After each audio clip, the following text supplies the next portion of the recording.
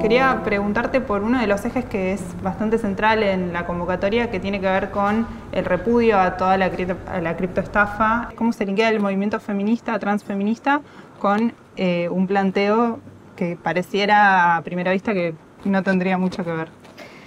Bueno, para mí sí tiene todo que ver porque en principio, bueno, entre muchas otras cosas, pero hay un detalle muy sintomático, que es que Agustín Laje parecía ser uno de los beneficiarios de la criptoestafa o de la LibraGate. Agustín Laje es el ideólogo antifeminista, homofóbico, transfóbico, lesbofóbico, bueno, de las nuevas derechas. Es uno de los vínculos de Milei con Novelli. Entonces, lo que queda claro es que, digamos, si estaban pensando en fondear, como dicen los criptobros, a proyectos argentinos con esta moneda, es muy probable que ese fondeo hubiera sido para la Fundación Faro, que es la que junta plata para dar la batalla cultural que nosotros calificamos también como estafa, porque en realidad es solamente agitar violencia social dentro de la sociedad sobre cosas que ya son pactos sociales, como el acceso al derecho al aborto, como la convivencia entre todas las formas de ser y estar en el mundo. Agitan odio contra eso para, digamos, generar una base social muy violenta y que no transforma radicalmente el país, solamente eso, es una estafa para alentar a sus seguidores, ¿no? Bueno, estamos con Marta Dillon, periodista, escritora, activista LGBT, transfeminista y referente de la columna Mostri, ¿no? Que fue una de las organizadoras del 1F, sí, de la marcha antifascista. Hablaba o retomaba este tema de la estafa cripto, también porque, digo, las cuestiones económicas siempre han sido centrales dentro de cierto sector, por lo menos de los feminismos o de los transfeminismos. Entonces me parecía como interesante también que se ponga sobre la mesa o que el movimiento lo tome para este próximo 8M. Sí, o sea, las cuestiones económicas son centrales porque la inequidad, digamos, o las jerarquías que organizan las categorías de género, de color de piel, de lugar de nacimiento, de clase, digamos, tienen que ver con las condiciones materiales de vida, ¿no es cierto? O sea, el racismo es una exclusión de las personas racializadas, no solamente de los programas de televisión, podríamos decir, sino fundamentalmente del acceso al trabajo, del acceso a la distribución de la riqueza, y eso podríamos seguir, digamos, ¿no? La inequidad de género está marcada por la división sexual del trabajo y por el trabajo no pago que realizan fundamentalmente mujeres, pero también disidencias, ¿no? Disidencias sexuales, que cuando están en una familia, si no hay una mujer que cuide, va a cuidar la marica o va a cuidar la travesti, o las travestis cuidándose entre sí, montones de trabajos, o las lesbianas, travestis, cuidando a mujeres que sufren violencia en los barrios y en todos lados. Digo, hay tramas de cuidado que implican horas de trabajo, de estar, que no son considerados trabajos y que tampoco son considerados como bienes comunes a los que hay que solventar, ¿no? Como las cocineras en los barrios de los comedores populares, que necesitan un salario, porque eso es un trabajo. Entonces, las condiciones materiales de la inequidad que denunciamos cada 8 de marzo y que empieza con una revuelta de trabajadoras en condiciones paupérrimas de trabajo, estuvieron siempre presentes y son las que recuperamos cuando traemos la idea de que el 8 de marzo, el 8M, sea un paro. Esta vez cae en sábado, la noción de paro está desdibujada, también se desdibuja la noción de paro cuando la informalidad es tan grande, cuando hay tanta desocupación, cuando la informalidad es grande, la gente trabaja, sea sábado, sea domingo, y parar, digamos, es una dificultad muy grande. Sin embargo, me parece que insistir con la idea del paro tiene que ver con eso, con pensar qué pasaría si mujeres y disidencias sexuales detuvieran, digamos, las tareas que realizan tanto como trabajos pagos como trabajos no pagos, ¿no? Es generar esa pregunta y también, poner estas cuestiones materiales en el centro de nuestras luchas. Sí, también cuestiones que ponen también en jaque, o que cuestionan, digo, el sistema, cómo funciona como tal, ¿no? Los extractivismos. Total. Bueno, ahora totalmente con el gobierno de Milei completamente centrado hidrocarburos, petróleo, gas y demás.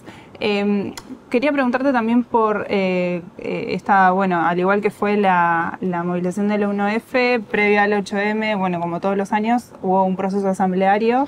Preguntarte por cómo se dio ese proceso en el que, bueno, estuviste participando y también qué discusiones, qué actores, actrices emergían ahí. Sí, es un proceso, fue un proceso, porque ya estamos, aunque todavía sigue habiendo reuniones de coordinación y etcétera, pero fue un proceso distinto porque nunca hubo hasta ahora un 1 de febrero una marcha del orgullo antifascista, antirracista, LGBTIQ+, previo al 8M. En general el 8M era nuestra primera cita de movilización de los movimientos de las diversidades o las disidencias sexuales y los feminismos.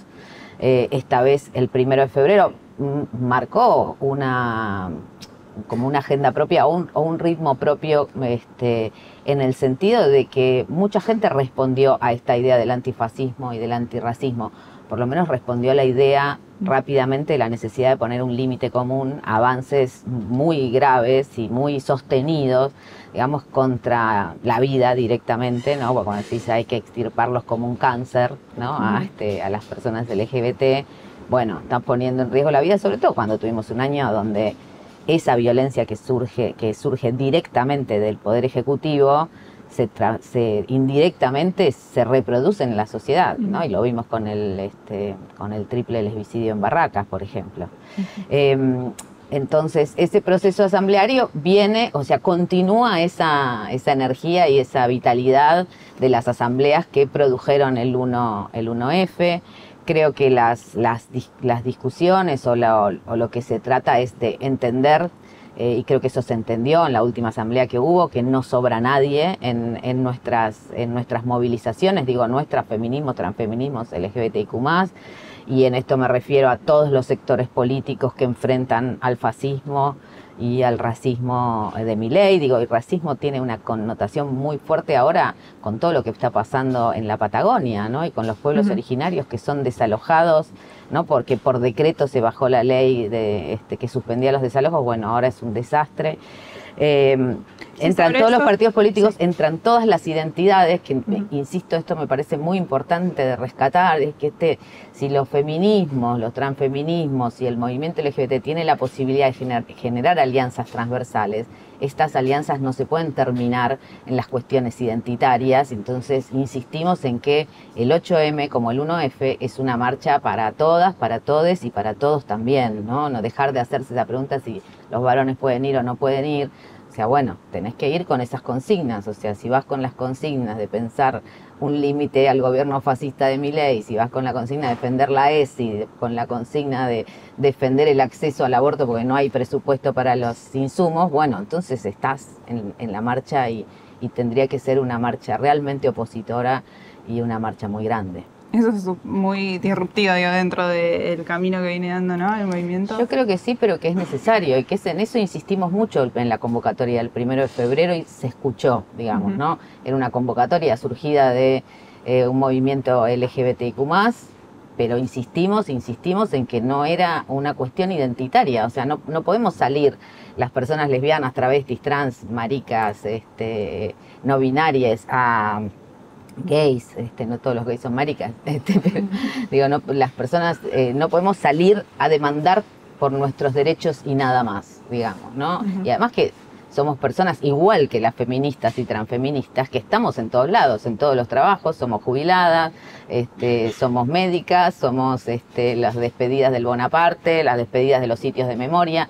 Entonces, ¿a dónde se termina la posibilidad de enfrentar desde una perspectiva feminista y transfeminista que implica otros modos de convivencia, que implica salir de las jerarquías de género, que implica dejar de pensar las familias, comunidades de producción cerradas, donde justamente al ser cerradas y unidades económicas, a las que se explota más es a las mujeres? Bueno, si ponemos todo eso en común, no se termina en cuál es tu identidad de género, ni tu orientación sexual, ni, bueno, eso, no se termina. Y no se puede terminar ahí porque si no perdemos nuestra capacidad de movimiento emancipador y transversal. Sí, igual es como que constantemente no sé si de forma inesperada para vos, pero por lo menos para mí, siempre se renueva, digamos, o siempre el feminismo tiene, o cierto feminismo, tiene cierta esa capacidad que ahora, bueno, desde el 1F también claramente se planta como antifascista, que también, no sé, aparece como una novedad. Pero te quería preguntar también un poco para hacer un poco de, no sé si de una genealogía o un poco de memoria en relación a los 8 de marzo y cómo también se fueron transformando, ¿no? Porque vos hablabas de esto, de la necesidad de plantear, de hablar de las inequidades, de lo que pasa dentro de las familias, que son discusiones que parecen que quedaron un poco atrás, pero que estaban muy, hace, no sé, 5 años o 10 años atrás estaban muy presentes, que me acuerdo que o por lo menos de las primeras veces que salíamos los 8M, allá por, no sé, 2010, 2013, era ni flores ni bombones, hoy es un día de lucha. Sí. Bueno, y cómo se ha transformado, ¿no? No sé, eso, pedirte un poco de esa genealogía. Sí, si querés, no sabría bien por dónde empezar, pero podríamos pensar, digo, así vos citás esas ni flores ni bombones, hoy es un día de lucha. Digamos, durante mucho tiempo el 8M no fue una fecha masiva, digamos, era más bien una fecha que tomaban ciertos sectores más ligados a las izquierdas en su sentido amplio por recuperar esta idea de las condiciones materiales de la vida, de la cuestión del trabajo, ¿no? De poner en el centro el trabajo de las mujeres y todo lo que venimos hablando. Y también y a la vez, en contrapartida, mucha apropiación capitalista neoliberal del 8M, donde llegabas al trabajo y tenías una flor, o bueno, tenías promociones de peluquería, ¿no? Lo veíamos todo el tiempo en todos lados. Sí. Creo que en 2015, cuando se da la primera manifestación de Ni Una Menos, ahí hay una salida masiva a la calle que logró además, cuando al año siguiente se hace el primer paro nacional de mujeres, en ese momento, el 19 de octubre de 2016, a la vuelta del encuentro que todavía era de mujeres, ahí tomaba una dimensión más masiva aún, que mixturaba, digamos, la denuncia de la violencia por razones de género con estas cuestiones más materiales, con la idea de que Macri ya estaba en el gobierno y quería terminar con la moratoria previsional, como lo va a hacer ahora Milei. Denunciábamos los trabajos no pagos, o sea, también recuperar esa idea de paro era ponernos en el lugar de, bueno, no solamente que nuestras vidas, si nuestras vidas no valen, me acuerdo que decíamos entonces, produzcan sin nosotras. Digamos, ese intento y esa politización, digamos, de los discursos feministas, sobre todo de esta idea de que los feminismos tienen una agenda reducida que es violencia de género y derechos sexuales y reproductivos, que es donde todo el mundo quiere leerte, donde el poder, digamos, y sobre todo el poder económico trata de reconducirte, ¿no? Igual que los cupos, como que haya, bueno, cupos para dentro de las empresas, que más mujeres sean empresarias y estén en, ¿no? Esa idea del techo de cristal, como son las únicas cosas de las que podíamos hablar. A partir del 2010, de ese paro del 2016, se empieza a tramar de manera internacional el primer paro internacional feminista, el 8M, en 2017, digamos, que también cambia un poco esa composición.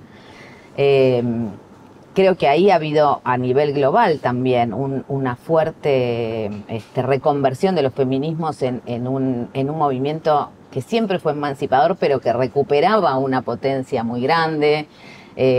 Acordate que la marcha de mujeres contra el primer gobierno de Trump fue también en 2017, poquito antes del 8M. Después, al año siguiente, se siguieron nutriendo esta idea del paro. Eso implicó la politización dentro de los sindicatos de las compañeras, ¿no? Que están en los sindicatos en estructuras súper machistas y que les dio el aire para hacer alianzas entre ellas. Quiero decir, hubo todo ese movimiento muy ascendente y muy digamos, con mucho debate que no solamente estaba en la calle, sino también en los barrios, y a la vez un tironeo, digamos, de otros sectores de los feminismos o de reponernos a esa agenda de la violencia machista, ¿no? Que entonces salimos por las condiciones materiales o salimos para denunciar a los varones, ¿no? Esa es como, ahí había un tironeo que tuvo expresiones muy fuertes, como bueno, final de 2018, después de una discusión del aborto larguísima, sale la denuncia de Thelma Fardín y parece que de vuelta todo se reconduce a las denuncias por violencia de género entre pares y etcétera. Bueno, en medio de esas tensiones llegamos hasta acá. Te la estoy haciendo larguísima, perdóname. No, lo resumiste re bien porque la verdad que es larga la historia. Sí, no es, o sea, estoy contando una historia corta, pero intensa en muy pocos años, digamos, con debates que es muy necesarios, porque era muy necesario reponer, digamos, lo que produce la violencia machista, lo que tomar conciencia, digamos, de las muchas violencias a las que estamos expuestas, sobre todo quienes hemos sido criadas como mujeres o también las disidencias sexuales en el sentido de esta jerarquía de género que implica como una pulsión sexual no refrenable, entonces vos tenés que bancarte los piropos, ¿no? Hemos escuchado un montón de compañeros diciendo ahora no se puede decir nada, claro. ¿No? Pero hay tensiones ahí que han provocado, digamos, un ascenso muy rápido. Por supuesto, bueno, viene la pandemia, ¿no? Donde todo el mundo se encierra, más el gobierno de Alberto Fernández, y como desinfló un poco ese impulso. Me parece que mucho tuvo que ver el gobierno de Alberto Fernández, cierta institucionalización de muchas prácticas feministas. Sí. Bueno, y acá estamos. No sé cómo llegar hasta acá. No sé cómo volver a ponernos hasta acá, pero creo que en España, por ejemplo, también las compañeras están llamando al 8M como enfrentándose al fascismo. Frente al fascismo, radicalidad feminista, ponen las compañeras en España. Digo, porque estamos en un momento del mundo donde se están desconociendo todos los pactos preexistentes, ¿no? Trump se va de la OMS, nos vamos nosotros de la OMS como país, sí. No se reconoce más ni la Convención de Belén, ni bueno, etcétera. Donde la verdad que es evidente que las ambiciones de los libertarios, anarcolibertarios, es mandar a las minas a la cocina, de nuevo, sí. bien metidas en la cocina, a las disidencias sexuales al exilio o a la inexistencia. Y a las personas migrantes, ¿no? Porque también es otro tema que... Sí, por supuesto. A las personas migrantes todavía les falta convertirlas en verdaderos enemigos y enemigas, porque hay mucho tejido social. Que lo intentan, ¿no? Lo intentan, pero yo creo que hay mucho tejido social en nuestras organizaciones populares y también en el día a día, y que eso es lo que apareció el 1F, ¿no? Es como decir... bueno, no, esta sociedad no quiere eliminar algunos grupos, no queremos estar peleándonos con el vecino, que es lo que propone el libertariado, digamos, ¿no? Que la violencia se expande y que cualquiera pueda perpetrarla, ¿no? Por eso piensan en bueno, libre compra de armas, ¿no? Esta estigmatización permanente, esta violencia en redes permanente. Contra eso tenemos que marchar y estamos en un momento, para mí un momento de clivaje en el sentido de que muchas políticas públicas se están destruyendo y eso no es que así de un día para el otro se reconfiguran, pero sobre todo está en juego, digamos, eso, cómo queremos vivir y quiénes queremos ser. O sea, está en juego, además de caracterizar a Milei como alguien que viene a destruirnos y que por lo tanto no es que podemos dialogar, sino más bien hay que enfrentar. Pero por otro lado, también en el momento en que tenemos que pensar, digamos, eso, ¿qué viene el día después? ¿Cómo queremos vivir? ¿Qué políticas hay que recuperar y qué políticas hay que reinventar? Porque la retórica de los derechos es insuficiente ya. Y es insuficiente y por eso ganó Milei en un punto, porque hay mucha gente a la que no le llegan los derechos. Claro. Bueno, 8M en la calle. Última, bueno, sí, 8M, la convocatoria está en Ciudad de Buenos Aires, es a las 16 horas. Sí.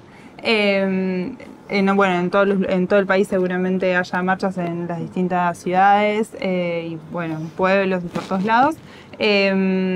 También el 7 de marzo, Día de la Visibilidad Lésbica, también preguntarte porque, bueno, es otro de los actores, bueno, las personas LGBT, pero sobre todo las lesbianas vienen sufriendo ataques sistemáticos, que vos ya los nombrabas. Bueno, también preguntarte por ese día, qué implica y demás. Sí, el Día de la Visibilidad Lésbica se instituyó, podemos decir, después del asesinato de Pepa Gaitán en 2010 en un barrio popular, marginal de Córdoba, ¿no? Era una lesbiana chonga a la que mataron a quemarropa, así como bien la característica de un crimen de odio, ¿no? Como esto, vos no existís, te puedo disparar a la vista de todo el mundo. Digo porque esa memoria parece que es corta, porque han pasado 15 años nada más, pero a la vez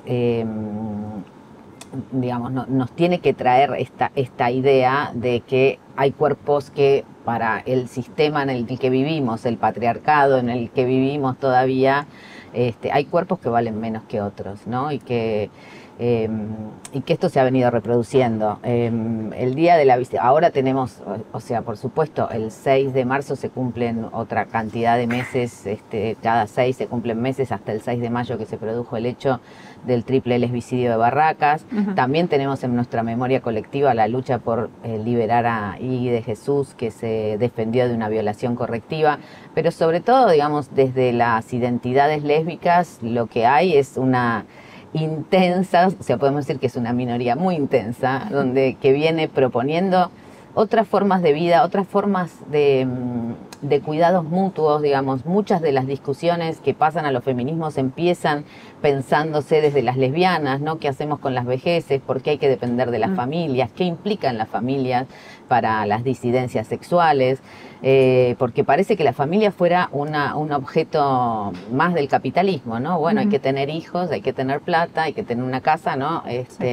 Y, por ejemplo, si vos tenés una familia hecha con 3 amigas, no podés pedir un crédito hipotecario. Igual ahora no hay créditos hipotecarios, o hay muy caros, pero te quiero decir, el Estado nunca te ampara, ¿entendés? Sí. O sea, los procreares no podríamos haber entrado 3 lesbianas. Y eso quiere decir, no se trata de cómo, de qué relaciones sexuales tenés, se trata de que el sostén de la vida implica cuidados comunitarios y mutuos, y que no tiene que ver ni con la sexualidad, sino con eso, con pensar los cuidados como una relación de interdependencia, ¿no? Y que esa interdependencia, que tiene que ver con lo intergeneracional, muchas veces se da dentro de las familias y muchas veces no. Muchas veces no. Y lo sabemos quienes somos expulsados de las familias por nuestra orientación sexual o identidad de género. Sí, sí, o un montón de personas viejas que no tienen cuidados, o que tienen familias y que no están igual sin cuidados. Pero esa idea de la privatización del cuidado es central para el gobierno de Milei, ¿no?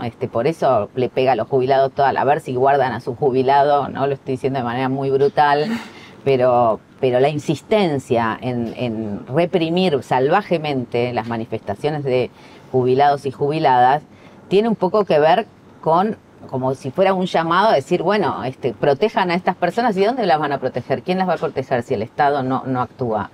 O sea, es para cargar a las familias con el sostén de esas personas, las que el Estado les tendría que dar un salario digno, o a comprarles los medicamentos y a recargar sobre todavía más esas unidades de cuidado y de producción económica que ya están suficientemente sobrecargadas, que no dan más, y que entonces sigue generando esta violencia social medio sucia, medio implosionada. Digo sucia porque no es del todo legible, no es solamente el cana que te viene a pegar, sino muchas veces es tu vecino o tu vecina, ¿no? Bueno, muchísimas gracias, Marta, y bueno, nos vemos el 8M en las calles. Perfecto, ahí nos veremos, 8M, 16 horas. 16 horas, en Ciudad de Buenos Aires. ¿De Congreso a Plaza de Mayo? De Congreso a Plaza de Mayo, sí. Bien.